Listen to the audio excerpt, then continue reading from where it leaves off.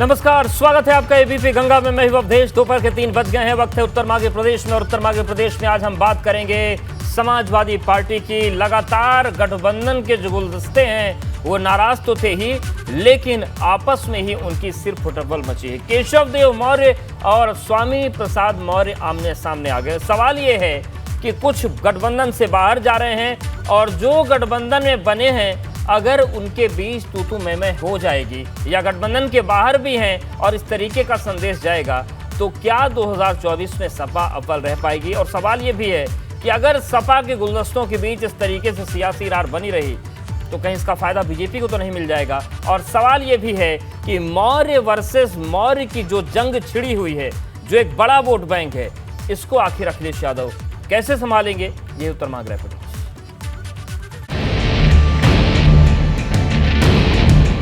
2024 की सियासत में कैसे होंगे अव्वल? गुलदस्ते के साथी आपस में ही कर रहे सिर फुटब्बल। छत्रपों की लड़ाई में बिखर तो नहीं जाएंगे समीकरण? दुधमुहा बच्चा बनाम सियासी नासमझी की क्यों छिड़ी लड़ाई? सपा गठबंधन में स्वामी वर्सेस केशव की जंग। मौर्य बनाम मौर्य का झगड़ा कैसे सुलझाएंगे अखिलेश? उत्तर माघ प्रदेश।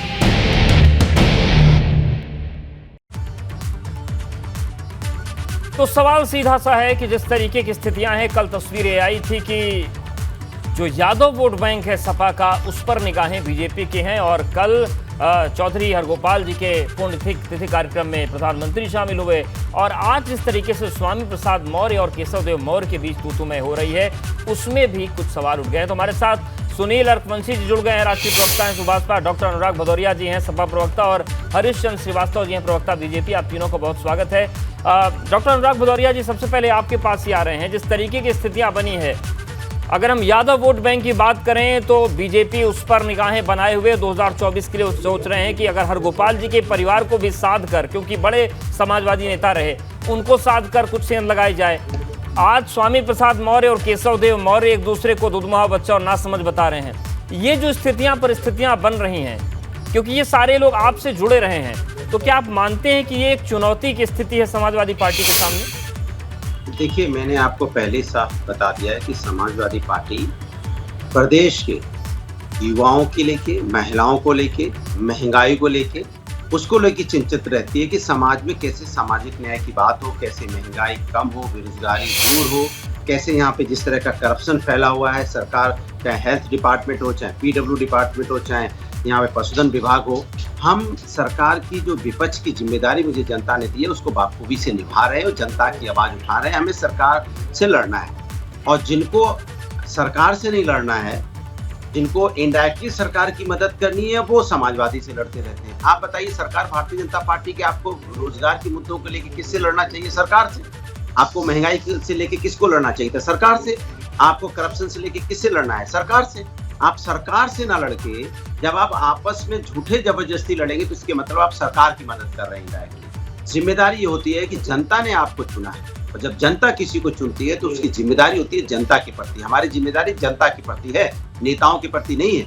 जनता जिस तरह से यहाँ परेशान है, जिस तरह से किसान का इनकम दोगुनी नहीं हो रही है, हमें उसकी चिंता है। हमें उसकी चिंता है जिस तरह से यहाँ पे अपराधी को किस तरह से बदमाश छुड़ा के लेके भाग जाते हैं पुलिस के चंगुल से। हमें लॉ एंड ऑर्डर की चिंता होती है, और एक घटना नहीं हुई जिस तरह से स्ट्रीट शीटर को छुड़ा के भागे हैं। आगरा में हुई, उन्नाव में हुई, और इस तरह से आप महिलाओं पे अत्याचार जिस तरह से बढ़ा है, जिस तरह से करप्शन बढ़ा है, हमें उसकी चिंता होती है। कैसे यहाँ पे हॉस्पिटल्स बने, कैसे यहाँ मेडिकल कॉलेजेस बने, कैसे रोड व्यवस्था अच्छी हो, हम उसकी चिंता करके सरकार के खिलाफ आवाज उठाते हैं। और जो लोग सरकार के खिलाफ नहीं बोल पा रहे हैं, इसके मतलब वो सरकार का वो साथ दे रहे हैं, अप्रत्यक्ष रूप से या प्रत्यक्ष रूप से। सुनील अर्कवंशी जी, लेकिन जो तस्वीर आज बनी है, ये तस्वीर क्यों बन रही है? आखिर क्यों एक दूसरे को नासमझ, दुधमुहा बच्चा, ये सब कहने की स्थिति आ गई? इसमें किसका फायदा और किसका नुकसान दिख रहा है आपको? देखिए, अवधेश जी, 2022 में हमने समाजवादी पार्टी से गठबंधन इस बात के लिए किया था क्योंकि हम उत्तर प्रदेश में चाहते थे कि जातीय जनगणना होने का काम हो, उत्तर प्रदेश में शराबबंदी की लागू की जाए, उत्तर प्रदेश में शिक्षा एक समान लागू की जाए, रोजगार मुहैया कराया जाए। इन सब मुद्दों को लेकर समाजवादी पार्टी के साथ में हमने गठबंधन करने का काम किया था।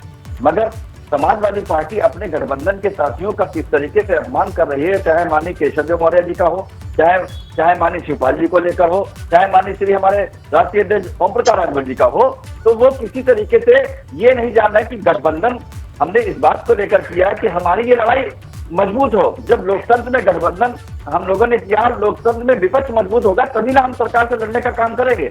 मगर समाजवादी पार्टी पता नहीं किस अहंकार में डूब गई।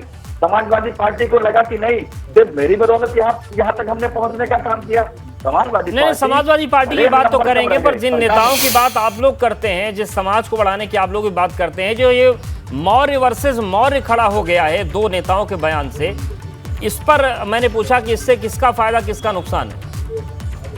नहीं, अब उसमें देखिए ना, अभी इससे पहले माननीय केशव देव मौर्य जी जो कि गठबंधन के साथ ही थे, अभी जब छोड़ के चले गए तब आप अखिलेश जी के लिए क्या कह रहे थे, फिर उसके बाद आप साथ में आने की बात कर रहे हैं, तो कहीं ना कहीं उनका कहीं स्वार्थ तक नहीं हो पा रहा है, इसलिए वो इस तरीके की बात कर रहे हैं। और इससे नुकसान किसका हो रहा है?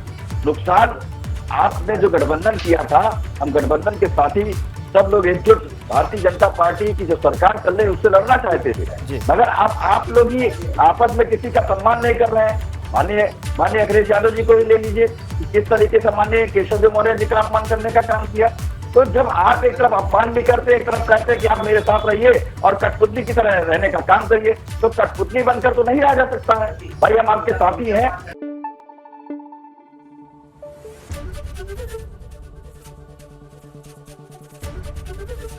एबीपी गंगा, खबर आपकी, जुबान आपकी।